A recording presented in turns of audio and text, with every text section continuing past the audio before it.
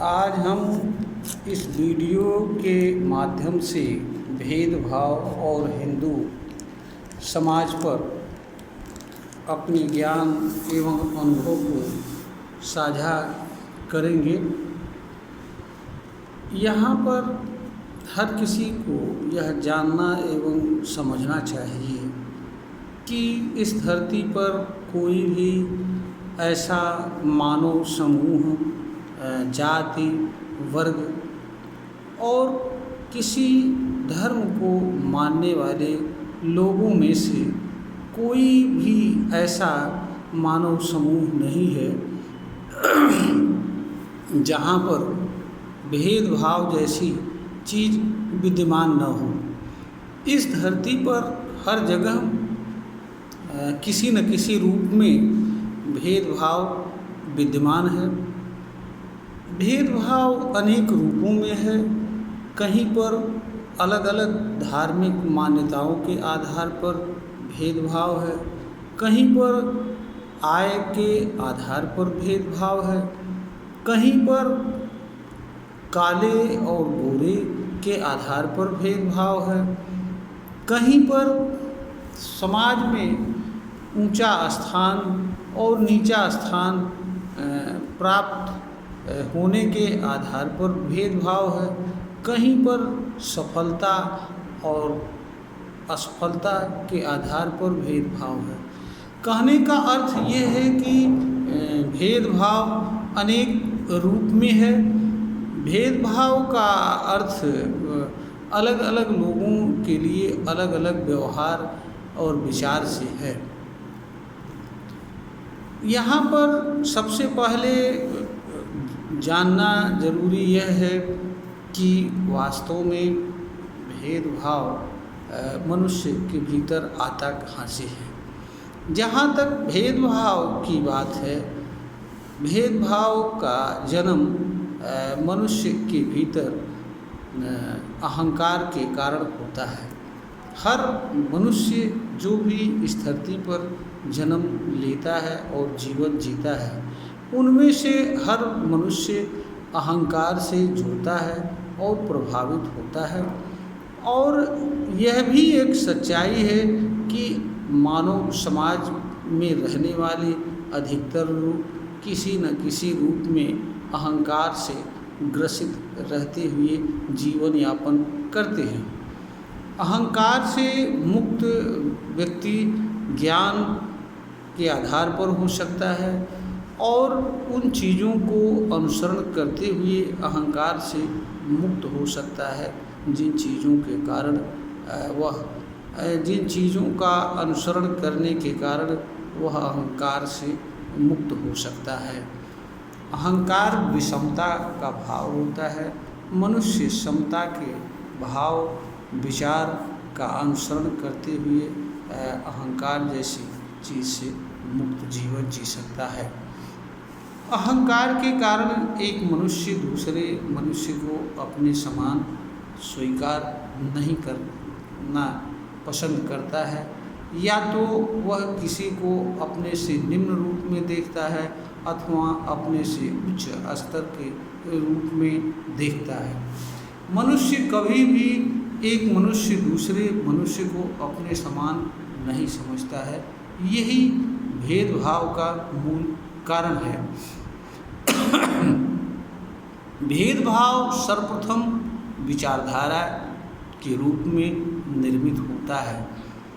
विचारधारा के माध्यम से मनुष्य की वाणी में आता है, अभिव्यक्ति में आता है और विचारधारा के माध्यम से अहंकार मनुष्य के आचरण, व्यवहार, क्रियाकलाप, कर्म का हिस्सा बनता है। विचार के माध्यम से ही अहंकार मानव समाज में अभिव्यक्त होता है। किसी लेख, पुस्तक या किसी अन्य सामग्री के माध्यम से अहंकार जैसी चीज़ व्यक्त होती है। भेदभाव की भी यही दशा है।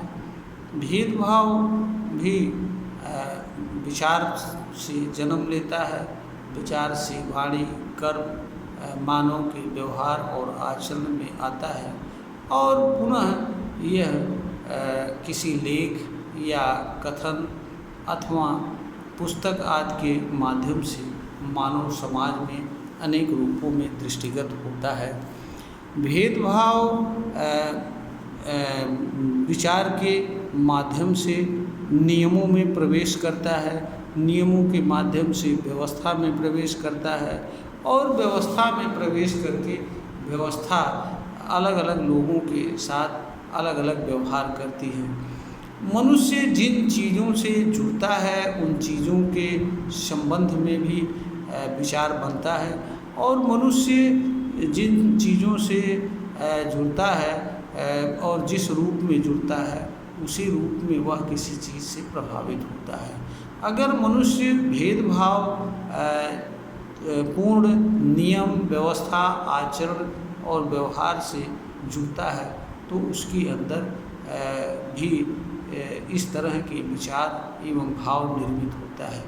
अब मनुष्य के ऊपर यह होता है कि प्रतिक्रिया स्वरूप वह ऐसे विचार व भाव का अनुसरण करता है अथवा उससे मुक्त रहता है। जहाँ तक हिंदू समाज की बात है, हिंदू समाज एक विचारधारा भी होता है और इसी विचारधारा के रूप में हिंदू धर्म की मान्यता और इनसे संबंध रखने वाले धर्म ग्रंथ आदि हैं। जहाँ तक हिंदू विचारधारा की बात है, यह श्रेष्ठता के सिद्धांत पर आधारित है। यह विचारधारा यह मानकर चलती है कि यही विचारधारा सबसे श्रेष्ठ है, इससे अच्छी और कोई विचारधारा फिलहाल इस धरती पर नहीं है। मनुष्य एक विचारशील और चेतनशील प्राणी होता है।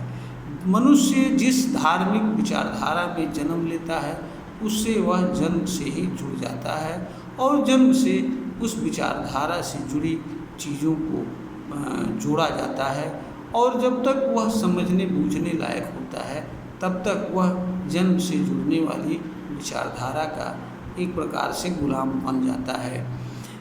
इस तरह की गुलामी से मुक्त होकर जीवन जीने वाले बहुत कम लोग होते हैं और ऐसे लोगों को अनेक प्रकार की समस्याओं का भी सामना करना पड़ता है, क्योंकि कोई व्यक्ति जिस धार्मिक व्यवस्था, विचारधारा और मान्यता में रहता है, अगर उसके खिलाफ एक भी शब्द बोलता है तो फिर उसके लिए समस्याएं खड़ी हो जाती हैं। उसे धर्मद्रोही, धर्म विरुद्ध, ईश्वर विरोधी, नास्तिक न जाने कितने शब्दों से नवाजा जाता है। उसका विरोध सर्वप्रथम उसके घर परिवार से ही शुरू होता है, समाज में विरोध होता है। इस कारण से कोई व्यक्ति जल्दी हिम्मत नहीं जुटा पाता है और चाहे जैसी भी धार्मिक विचारधारा हो उसके संबंध में जल्दी सामान्य रूप से जीवन जीने वाले लोग कुछ कहने की स्थिति में नहीं होते हैं। यही मानव समाज की स्थिति है। मानो हिंदू समाज व्यवस्था के आधार पर भेदभाव आधारित है। प्राचीन काल में यहाँ की शासन पद्धति वर्ण व्यवस्था आधारित थी। ऊपर के वर्ण को नीचे वाले वर्ण पर अधिमान प्राप्त था और ऊपर वाले वर्ण को निचले वाले वर्ण से अलग तरह के अधिकार प्राप्त थे और इनके द्वारा किए जाने वाले कार्यों का दंड भी अलग अलग था। यानी यह पूर्णतया भेदभाव पूर्ण और पक्षपातपूर्ण था, जिसका कोई तर्कसंगत कारण भी नहीं था। कारण सिर्फ यह है कि ईश्वर के अलग अलग भागों से अलग अलग वर्णों ने जन्म लिया है और उसी भाग से जन्म लेने के अनुसार इनके कर्म भी निर्धारित हैं। यहाँ पर पूर्व जन्म के कर्म के आधार पर वर्णों का निर्धारण किया जाता है। इसी का परिणाम है कि हिंदू धर्म में जन्म लेने वाला एक जात दूसरे जात से अपने को श्रेष्ठ बताती है। जो वर्ण ऊपर का है वह सबसे श्रेष्ठ स्वयं को बताता है, उससे नीचे का वर्ण अपने निचले वाले वर्ण से श्रेष्ठ बताता है, इसी तरह से उसके नीचे और अंत में जो सबसे निचला वर्ण होता है वह ऊपर के वर्णों की सेवा का कर्तव्य होता है। तो हिंदू जो विचारधारा है, सिद्धांत के लेवल पर तो भेदभाव नहीं है, लेकिन जब व्यवस्था के स्तर पर आती है तो यह श्रेष्ठता के सिद्धांत का अनुसरण करती है। यद्यपि विचारधारा के स्तर पर भी श्रेष्ठता के सिद्धांत का अनुसरण करती है, परंतु वह दूसरों के धार्मिक मान्यता और विचारधारा से स्वयं को श्रेष्ठ बताती है और यह बताने का प्रयास करती है कि यही सबसे अच्छी है, सबसे सत्य है, शेष अन्य। इस तरह के विचार एवं भावना से ग्रसित होकर हमारे देश में खास तौर से सवर्ण के बिरादरी के लोग तो अवश्य ग्रसित रहते हैं और उन्हें ये लगता है कि सब कुछ हमारे ही धर्म ग्रंथों में है। और कहा भी यह जाता है कि भगवत गीता में सब कुछ है, उसमें कोई ऐसी चीज़ नहीं है जो न हो। यह कितनी अवास्तविक बात है। कोई भी किताब ऐसी नहीं हो सकती है जिसमें सब कुछ हो। हर किताब की एक सीमा होती है, मर्यादा होता है, उद्देश्य होता है, उसके अधीन वो किताब लिखी गई होती है। लेकिन कहने के लिए लोग कहते हैं कि इसी में सब कुछ है। तो यह भी ये वास्तव में सही है या गलत है, यह इस वीडियो का विषय नहीं है, इस पर हम कहना भी उचित नहीं समझते हैं।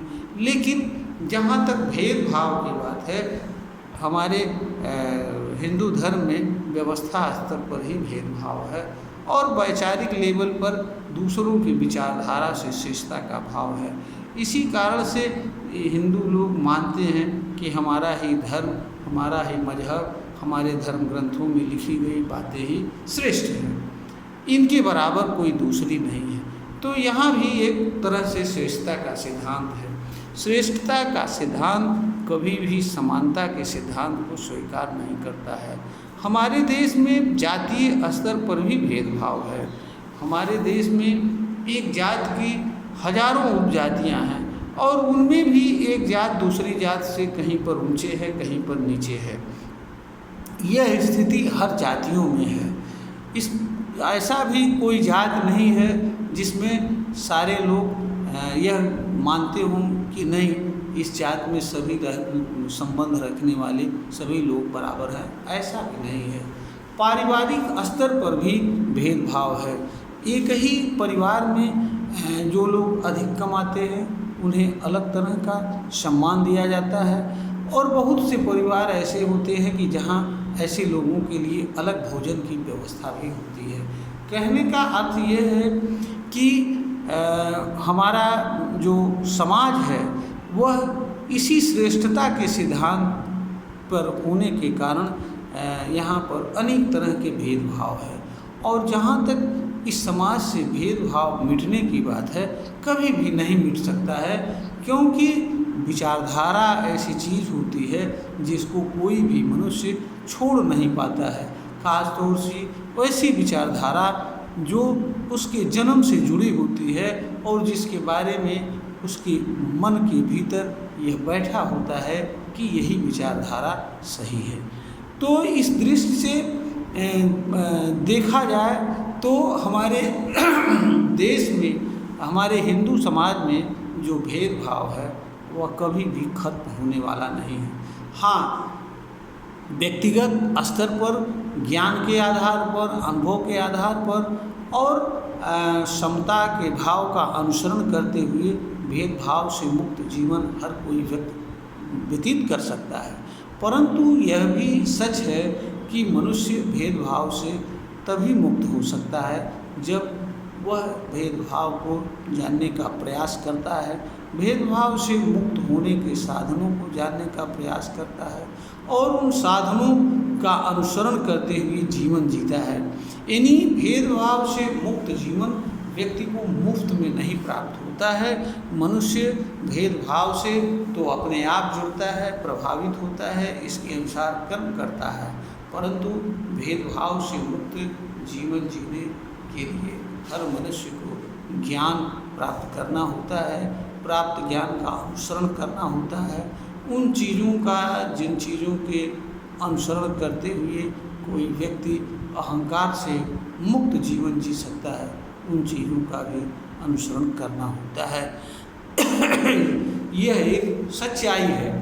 परंतु भेदभाव से मुक्त जीवन कुछ ही लोग जी पाते हैं। शेष लोग तो जो उनके जन्म से जुड़ी विचारधारा होती है उसके अनुसार जीवन जीने के आदी होते हैं। आदत जल्दी किसी मनुष्य की नहीं छूटती। हम यह नहीं कहते हैं कि आदत नहीं छूट सकती है। अगर कोई व्यक्ति कोई आदत बना सकता है, पकड़ सकता है, तो वह आदत छोड़ भी सकता है। इस तरह की शक्ति मनुष्य के पास है, परंतु इसके लिए ज्ञान प्राप्त करना और दृढ़ संकल्प करने की ज़रूरत होती है तथा इससे पूर्ण रूप से स्वयं को दूर करना होता है।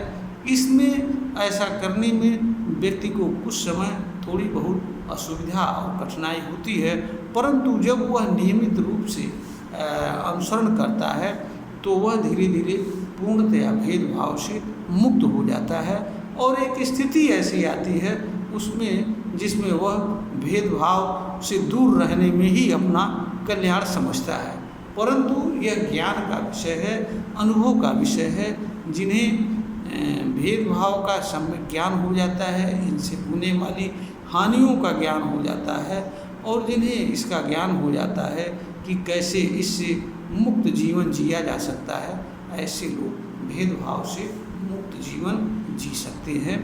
परंतु जहाँ तक सामूहिक स्तर पर भेदभाव मुक्त बनाने की बात है हिंदू समाज को, वह कभी भी संभव नहीं हो सकता है, क्योंकि भेदभाव की जड़ें हमारे समाज में इतनी गहरी हैं, इसमें इसी गहरी हैं कि उनको तोड़ पाना बड़ा मुश्किल कार्य होता है। क्योंकि भेदभाव से तभी कोई व्यक्ति जब इसके लिए वह स्वयं प्रयास करता है, यह किसी प्रकार के सलाह से या किसी विशिष्ट व्यक्ति के व्यवहार से कोई व्यक्ति भेदभाव से मुक्त नहीं हो पाता है।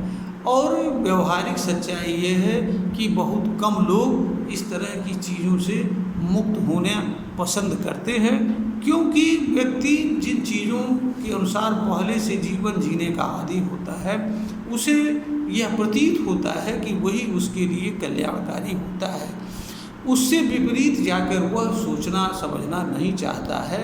उसकी स्थिति ऐसे ही होती है जैसे अगर मछली को जल से बाहर निकाल दिया जाए तो मछली मर जाती है। इस तरह से जो वैचारिक गुलाम होते हैं या किसी विचारधारा का जन्म से अनुसरण करते हुए जीवन जीते हैं, उन्हें ऐसा प्रतीत होता है कि इस विचारधारा को छोड़ देने का अर्थ यह है अपने जीवन को बर्बाद कर देना और अपने जीवन को नष्ट कर देना।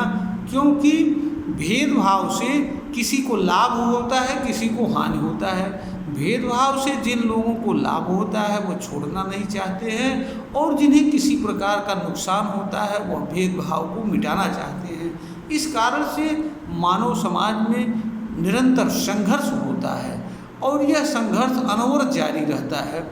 इसका उदाहरण है कि हमारे वर्तमान समय में हमारे संविधान द्वारा दिया गया आरक्षण, यह भी भेदभाव का ही एक रूप है। परंतु अगर आरक्षण को ख़त्म करने की बात की जाए तो उस पर क्या स्थिति बनती है यह हमें यहाँ पर कहने की आवश्यकता नहीं है। ऐसा क्यों लोग, इसका कारण यह है कि इस भेदभाव से एक बहुत बड़े वर्ग को लाभ हो रहा है। वह व्यक्ति अपने लाभ को छोड़ना नहीं चाहता है, हर हालत में उसे प्राप्त करना चाहता है, क्योंकि उसका यह समझ है कि अगर वह आरक्षण हट जाएगा तो उसका बहुत बड़ा नुकसान होगा, उसका विकास नहीं होगा, उसका सर्वाइवल नहीं होगा। दूसरी तरफ ऐसे लोग जिनको जन्म के आधार पर ऊंची जात में का सम्मान मिल जाता है और किसी को छोटी जात में जन्म लेने के कारण छोटे जात का सम्मान मिलता है, यह भी एक तरह का भेदभाव ही है। एक व्यक्ति जन्म लेते ही जो है समाज में अलग स्थान प्राप्त करता है और दूसरा व्यक्ति किसी परिवार विशेष में जन्म लेने के कारण समाज में दूसरा स्थान पड़ता है। यहाँ पर किसी ने कुछ भी किया नहीं है और किसी जात में, किसी धर्म में जन्म लेना किसी व्यक्ति का एक संयोग मात्र होता है, क्योंकि जो चीज़ पहले से स्थापित है उसमें कि हर किसी में जन्म होना किसी न किसी का स्वाभाविक है, क्योंकि मनुष्य का जन्म स्त्री और पुरुष के संयोग से होता है जब भी, और यह कार्य हर जाति, हर संप्रदाय, हर वर्ग में होता है। इस कारण से हर जगह बच्चे जन्म लेते हैं। किसी बच्चे का जन्म लेने में किसी प्रकार का कोई योगदान नहीं होता है, इसके लिए वह कोई कर्म नहीं किया होता है, यह एक सच्चाई है। परंतु जन्म लेते ही अलग अलग परिवार, अलग अलग जात के आधार पर अलग अलग सम्मान लोगों को प्राप्त होता है, यह भी एक सच्चाई है। जिन लोगों को ऊंचा सम्मान प्राप्त होता है वह लोग उसे छोड़ना नहीं चाहते हैं, और जिन लोगों को सम्मान प्राप्त नहीं होता है वह लोग सम्मान प्राप्त करने के लिए प्रयत्न करते हैं। परिणामस्वरूप संघर्ष होता है। भेदभाव इसीलिए समाज से कभी भी न तो मिटा है और न मिट सकता है। यह तभी मिट सकता है जब हर कोई ईमानदारी से, समझदारी से सत्य को समझने का प्रयास करेगा और उसे स्वीकार करने का प्रयास करेगा। सच्चाई ये है कि हर मनुष्य एक ही मार्ग से आता है और जाता है। कोई मनुष्य कुछ भी करके दूसरे मनुष्य पर किसी तरह का एहसान नहीं करता है। कोई मनुष्य न तो छोटा होता है न बड़ा होता है। हाँ, कुछ लोग कुछ विशेष कार्य करते हैं, उन्हें इसका सम्मान दिया जाना चाहिए। सम्मान देने से फ़ायदा यह होता है कि अच्छा कार्य करने के लिए अन्य लोग आगे आते हैं, इसमें कोई बुराई नहीं है। परंतु एक व्यक्ति को दूसरे व्यक्ति पर श्रेष्ठता प्रदान किया जाए, और यह भी एक भेदभाव है, और यह भेदभाव समाज को विकृत करता है। दूसरी बात यह है कि हर व्यक्ति को यह स्वीकार करना पड़ेगा, जैसे हम हैं वैसे दूसरे लोग हैं, हमारे उनमें कोई फर्क नहीं है। इस तरह की विचारधारा को स्वीकार करने में किसी का कोई नुकसान नहीं है, और इस तरह की विचारधारा के विपरीत जाने पर अगर किसी को सम्मान मिलता है तो किसी को अपमान मिलता है, इससे संघर्ष होता है, फायदा कुछ नहीं होता है। जिसको सम्मान मिलता है उसको सम्मान बनाए रखने के लिए हमेशा चिंतनशील रहना पड़ता है, और जिन्हें अपमान मिलता है भेदभाव के कारण, ऐसे लोग हमेशा सम्मान के लिए प्रयत्नशील रहते हैं। इस कारण से मानव समाज में आए दिन विवाद, संघर्ष, आरोप प्रत्यारोप, आलोचना प्रति आलोचना, और सच्चाई तो यह है कि इस भेदभावपूर्ण समाज में अगर कोई व्यक्ति सत्य बात कहता है, समझदारी पर पूर्ण बात करता है, तो उसे ही लोग गलत साबित करने का प्रयास करते हैं। यह भी मानव समाज की एक सच्चाई है। मैं स्वतंत्र जीवन जीना व्यतीत करता हूँ। मैं समानता और स्वतंत्रता के सिद्धांत पर रहना पसंद करता हूँ। हमारे जीवन का यही आधार है, हमें इसी में सुख प्राप्त होता है, आनंद प्राप्त होता है। इस कारण से इस वीडियो के माध्यम से अपने ज्ञान एवं अनुभव को हमने साझा करना उचित समझा और साझा कर रहा हूँ। अगर इस वीडियो से किसी को कोई भी किसी भी तरह का लाभ होता है तो मैं समझूंगा कि हमारा वीडियो बनाना और रखना सफल है। हम अपने सभी श्रोतागण से निवेदन करते हैं कि अगर वीडियो में बताई गई बातें ज्ञानवर्धन के योग्य हैं तो वीडियो को लाइक करें, चैनल को सब्सक्राइब करें, और जो भी यथोचित टिप्पणी हो उस पर करने का प्रयास करें, जिससे हमें भी अपने कार्यों के के संबंध में होने वाली प्रतिक्रिया का ज्ञान हो सके, अनुभव हो सके, ताकि हम भविष्य में और कुछ बेहतर करने का प्रयास कर सकें। इसी के साथ हम अपनी बात को बंद करते हैं।